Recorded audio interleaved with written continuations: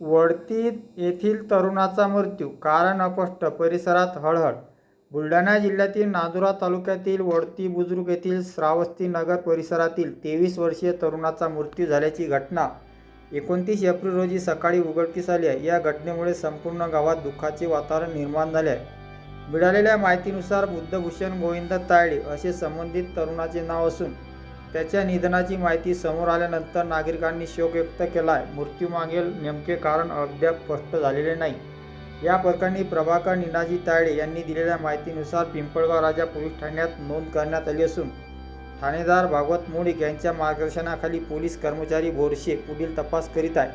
मनमिळावू स्वभावामुळे ओळख असलेल्या या तरुणाच्या निधनाने परिसरात हळहळ व्यक्त करण्यात येत आहे.